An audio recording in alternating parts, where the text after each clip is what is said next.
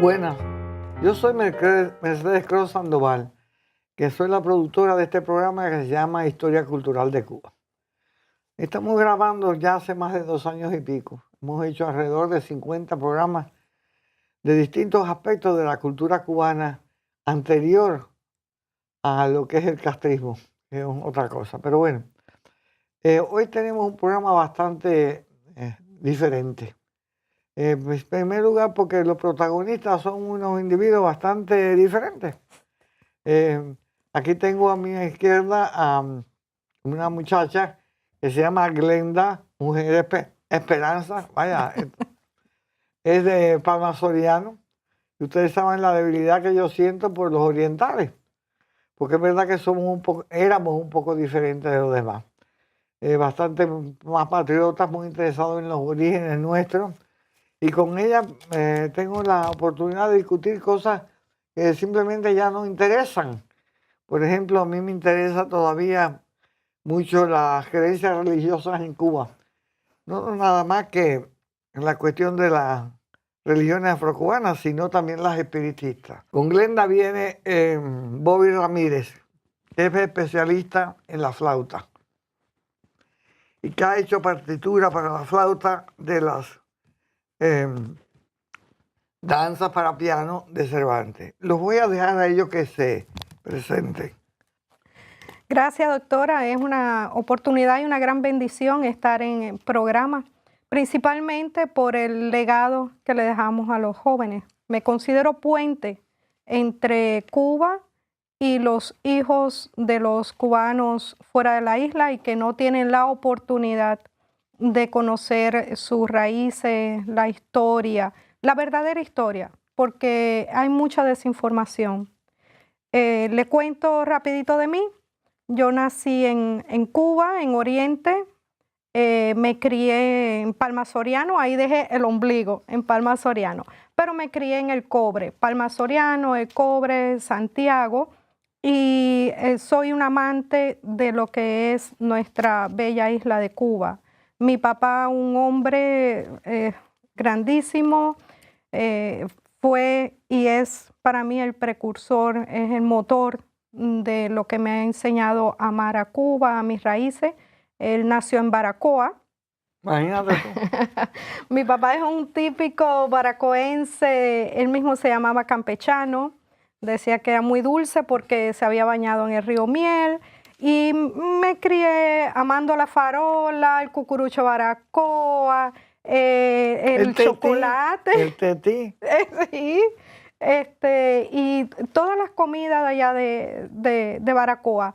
Lamentablemente nunca tuve la oportunidad de ir a Baracoa. Nunca tuve la oportunidad de ir. Sí he estado en Guantánamo, es lo más cerca que he estado, porque la transportación no era factible para llegar hasta donde él había nacido, pero mis hermanos mayores sí. Él me decía la ñapa de la familia. Sí, señor. Y la ñapa, y yo no entendí, yo me crié que me decían la ñapa de la familia porque era la más pequeña, la que nació ya de lo último, después de 14 hijos. Pues imagínense si no voy a hacer la ñapa. Y crecí así amando a Cuba. Déjenme decir a los televidentes que la palabra ñapa se usa en Oriente, como se usaba en La Habana, la contra. En Cuba, cuando uno iba a comprar, ustedes saben, cuando en Cuba hubo normalidad, hubo tiendas con cosas y gente que compraba de verdad. Después que tú comprabas algo, tú le decías al vendedor, ¿y la ñapa? Y la ñapa era que te dieran un poquitico más. Así. Okay. Pero eso era esperado.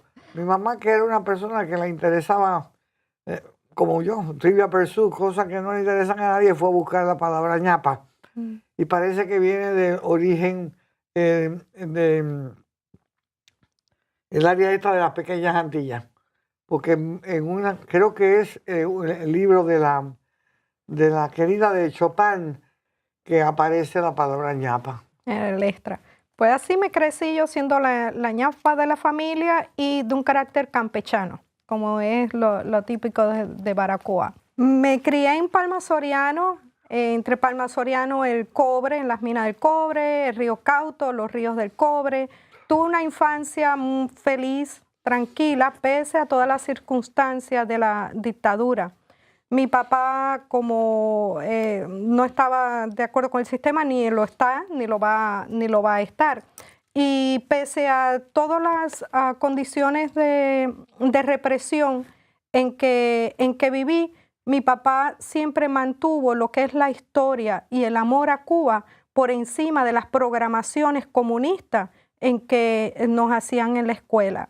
La historia de la escuela pública, las únicas que hay allá, porque la dictadura es así, es el control completo, no es agradable conmigo, porque desde los 5 años que entro a la escuela es represión, son torturas, son señalamientos, es una parte dura y difícil de mi vida, pero contrastaba con el amor de mi papá, en los valores de amor a la patria, porque mi papá también masón, me crió dentro de la logia José Martí en Palma Soriano. Y eso fue un contraste muy bueno que me salvó a mí y a mis hermanos, a los 3 hermanos, éramos 15, murió una, y me salvó a mí primero de ser parte de una dictadura, un sistema comunista. Segundo, de mantener mi amor y mis valores hacia Cuba, hacia Dios, hacia la familia y hacia amar y hacer mío las historias de Cuba.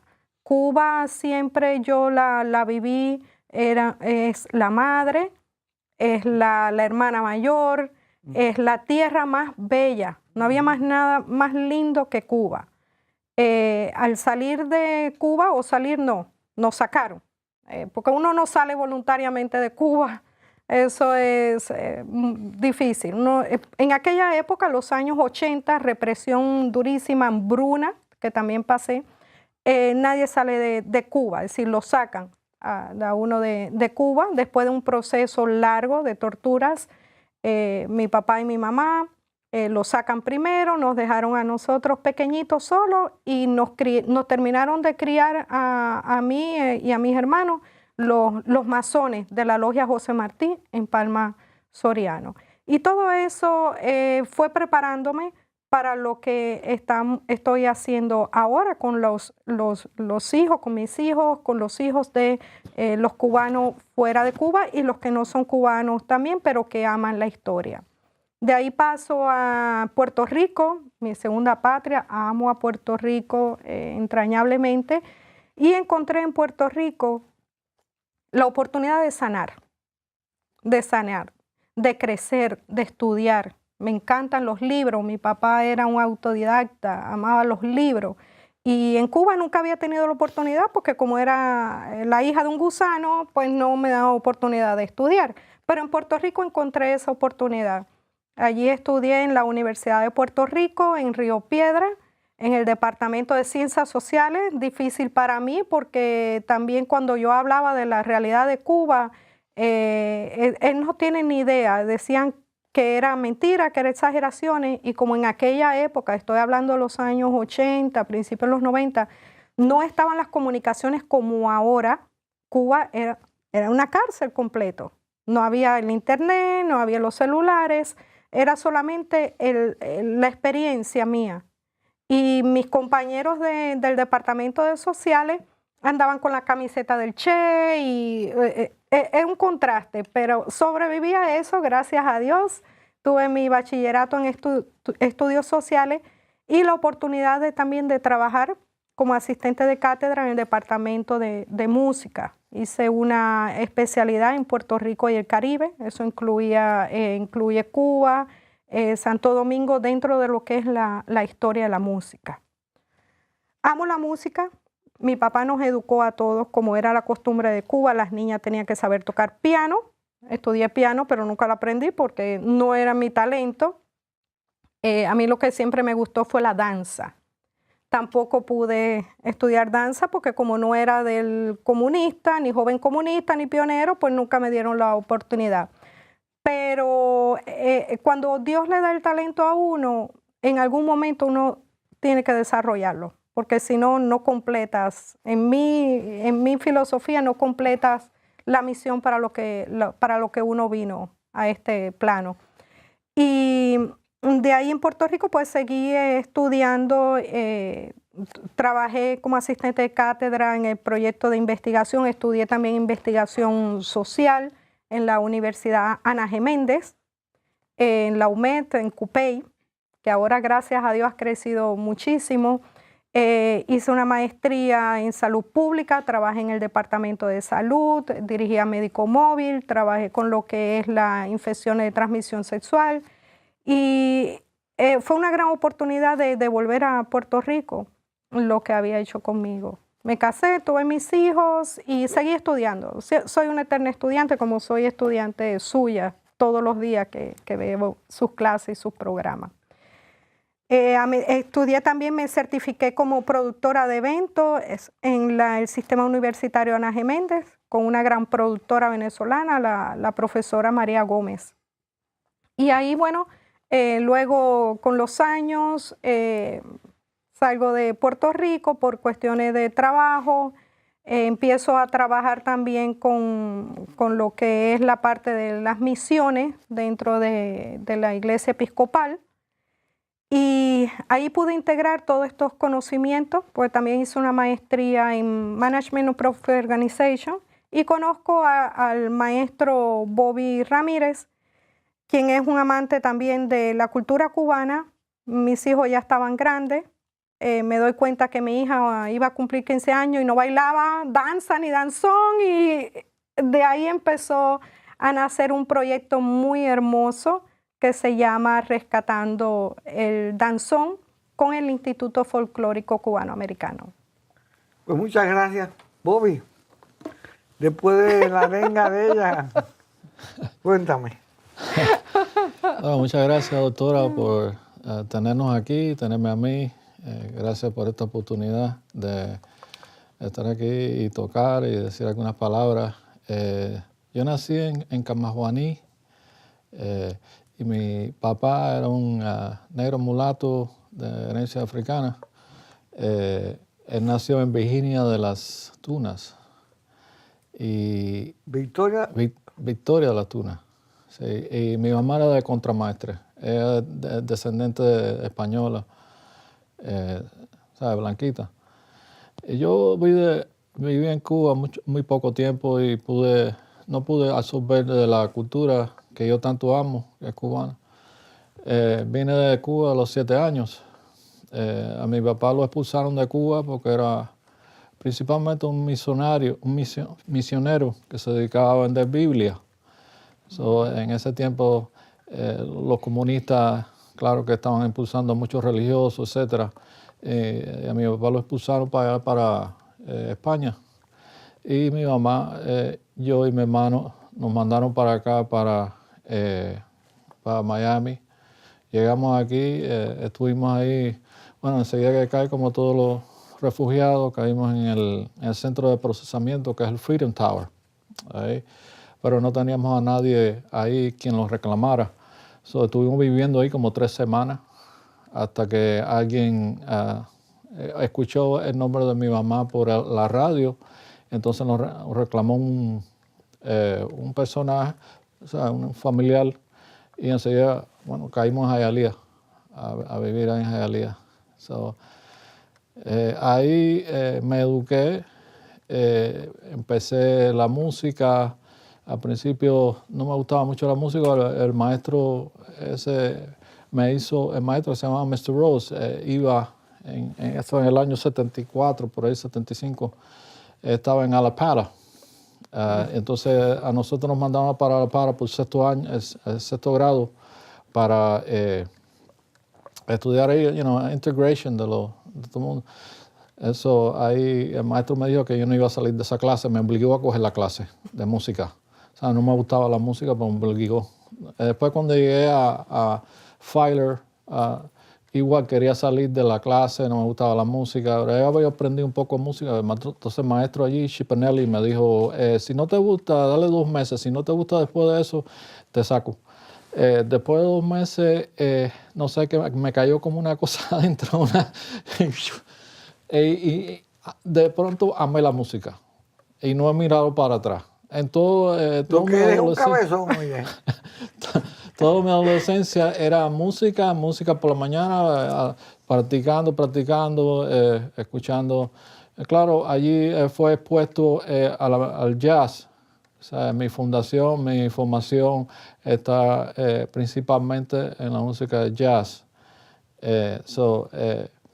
Ahí estaba haciendo eso. Estas personas representan una nueva generación de la que yo he estado presentando, ¿verdad? Son personas nacidas en Cuba, una generación después de la mía, y que añoran a Cuba y su cubanía y quieren conservarlo. Este programa va dirigido a esas personas y va dirigido a la gente joven de Miami, que también han perdido su identidad. Yo sé, por experiencia, estuve en mental health prácticamente toda mi vida, que los individuos para madurar tienen que tener una fortaleza en su identidad étnica y que cuando carecen de ello padecen de todo tipo de problemas emocionales, etc. Estoy diciendo esto por defender el injundio de este programa. A este país le ha caído una plaga que es de no enseñarles a la gente lo importante que es la democracia. Lo importante que es defenderla, porque ¿sabe qué? Más nunca va a existir. Yo soy una persona que ha estudiado la cultura de casi todos los países del mundo, vaya. Estoy bastante bien informada. Y de la misma forma que estoy tratando de rescatar la cultura del pueblo donde yo nací, para levantar la autoestima de los cubanos, también apelo a los norteamericanos a que conozcan su cultura. Este es el único país del mundo donde ha habido una democracia por 200 y pico de años. En ningún otro lugar. En ningún lugar del mundo, como en este país, la mujer es respetada. Cierto, y la otra cosa más importante, y vamos a seguir con la parte musical y no con esta arenga, lo más importante, los derechos humanos no son naturales. Ciertos países te dan ese derecho. En el país donde yo nací no tengo ningún derecho a nada. Le agradezco a este país que me los ha dado. Y quiere decir que si desaparecen aquí, goodbye. ¿Verdad? Pero bueno, vamos a ir a lo que es el tema de hoy, que es la música de Ignacio Cervantes, nacido en 1847. Es interesante este hombre. Este es un hombre que nace en 1847, 6 años antes que José Martí, la generación de Martí. Pero él nace en el medio del siglo XIX. El siglo XIX es uno de los siglos más interesantes de la historia de la humanidad. El siglo XIX europeo. ¿Okay? Porque en otras partes del mundo no estaba pasando nada. En Europa ocurren cosas increíbles y él las representa. Un nacionalismo sumamente lírico que se expresa en la literatura, más bien en la música. O sea, el pertenecer a un grupo étnico, nacionalismo, la historia de ese grupo étnico, eso es importantísimo. Hemos visto el experimento europeo con un superestado. Y sin embargo, las convulsiones continuas en Europa por los intereses de la gente de tener su propia identidad y no la supraeuropea. No me estoy pronunciando en contra de esto. Estamos hablando de un artista y su tiempo. ¿Okay? Señores, estamos en un mundo dividido entre los globalistas y los no globalistas. Pero ven acá, ¿cómo voy a ser globalista yo que sé que la tercera parte de la humanidad es musulmana y es completamente contraria al globalismo? Pero además que están en juego todos nuestros intereses. De forma que este es un individuo que cae bien dentro del siglo XIX. El siglo XIX es el movimiento nacionalista por excelencia, en literatura y en música. Eso lo va a exponer él, va a participar de eso con sus danzas. El siglo XIX es el siglo donde se va a pronunciar por primera vez los sentimientos democráticos. Este país se va a dedicar, y es tremenda labor, ¿cómo pudiéramos decir? A crear los procedimientos para la democracia. Porque esto de todos somos iguales suena bien, pero ¿cómo es que somos iguales? ¿Cómo voy a decir yo que soy igual a otra persona nacida en Cuba? Y en Cuba lo que admiraban cuando yo era una muchachita eran las mujeres de pelo largo, negro y sedoso. Y yo tenía 4 flechas rubias, por favor. ¿Cómo van a decir que somos iguales? No, iguales ante la ley. Eso es otra cosa. Y ese procedimiento se hace en este país. ¿Cómo se hacen elecciones universales? Tienen que ser secretas. Bueno, pues Cervantes está dentro del movimiento nacionalista, lírico cubano, como lo estuvo también Martí. El siglo XIX es el siglo donde se empiezan a vislumbrar cómo va a ser la democracia. El siglo XIX también es el siglo de crear el sistema público de educación. El siglo XIX es el sistema de la revolución industrial y ocurren increíbles descubrimientos como la de radiofonía, de comunicación, ¿verdad? Empiezan las verdaderas flotas internacionales. Eso es lo que representa el siglo XIX. Es un siglo de cambio. Desafortunadamente inventan hasta la ametralladora. Y este hombre está dentro de ese siglo. Nace en Cuba. Muy interesante, Cuba era colonia española, cuando ya Iberoamérica se había liberado.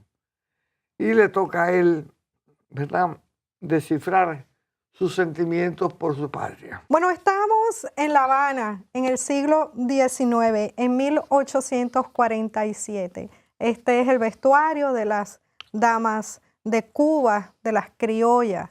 Es una melange, un mix entre lo que es los vestuarios traídos de Europa, de Francia, porque estamos en la época de las danzas, contradanza, danza, y así se vestían las damas. Entonces estamos haciendo esa recreación en La Habana de 1847, donde nace el padre de la música criolla, de las danzas criollas y nacionalistas, Ignacio Cervantes. Ignacio Cervantes nace en una familia de clase media, hijo único, niño prodigio. A los 3 años ya tocaba piano y estuvo sus primeros años de música fue bajo las enseñanzas de su papá. Eso fue un contraste grande para Ignacio Cervantes porque su papá siempre lo apoyó en la música. En contraste de otros músicos donde ser músico de clase media y sin ser mulato no era tan bien visto porque la profesión de músico pertenecía más a los mulatos. Pero gracias a Dios Cervantes nace en medio de esa familia. Su papá se encarga de sus primeras enseñanzas, de lo básico, la teoría, el solfeo, y a los 3 años ya le empieza ya a demostrar que es un niño genio. Su mamá tiene también una parte importante porque apoyó siempre el que el niño se dedicara a la música. Y así llega a los 10 años cuando Cervantes compone su primera danza dedicada a su mamá. Su primera danza se llama La Solitaria. Luego, con los años, su hija, María Cervantes, autorizó a cambiarle el nombre a Soledad, como es el nombre de su mamá. Doctora, es importante notar que Ignacio Cervantes, Caguaná, fue el músico más importante del siglo XIX cubano, dice el musicólogo Alejo Campertien en su libro La música cubana. El siglo XIX es especial y ahí está el amor de ese cubano en el desarrollo de la criollez cubana.